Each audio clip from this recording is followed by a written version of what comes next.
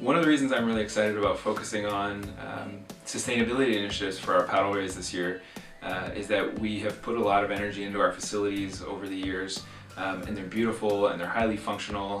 One of the things we don't have the chance to think a lot about as a community is the impact of those buildings and facilities. We are using a tremendous amount of energy and we produce a tremendous amount of waste just by the 700 or so people who are on campus every day. So I think there's a great opportunity to think about a lot of the ways that we can first and foremost reduce our impact. In the hierarchy of sort of sustainability, I think it's really important that we start with reducing, then we think about reusing, and then we think about recycling. I think one of the things that we can aspire to is first to know how much we're using. Once we know how much we're using and where waste exists, then we can start to be really strategic about how to eliminate that waste and how to offset that through some renewable options, like solar panels when we're thinking about our energy in particular.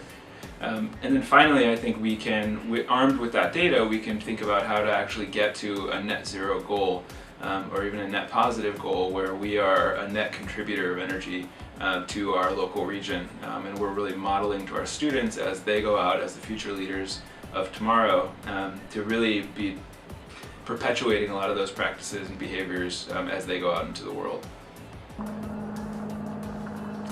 Hi, I'm Kunal Sinha, one of the leaders of the Environmental Club, and I think the key to just improving our sustainability as Overlake students is mainly just changing our culture. You can start with energy, for example, in which you can unplug your devices when they're not in use. Another tip that can help is turning off the lights when you leave the room. Make sure you know where the recycling is, where the compost is, and what exactly you put in there. Now, believe it or not, solar panels actually work in the Pacific Northwest, even with our rainy climate.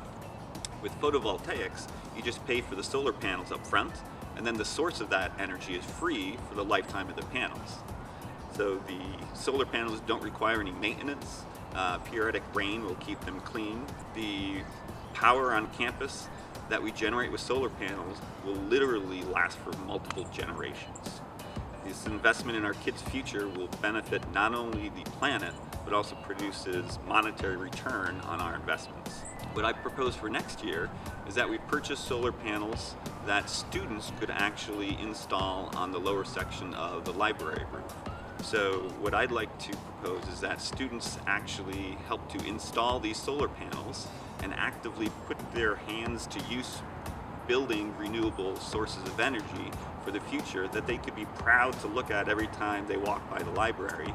So all of these little things may not seem really important to us, but a vast majority of pretty much all of the environmental revolutions we've had, all of the reforms we've had, were due to people on a local level trying to make a difference. And a vast majority of the people who emit carbon dioxide and greenhouse gases are us. And so if we can lessen that, we really can change the planet on a super massive scale.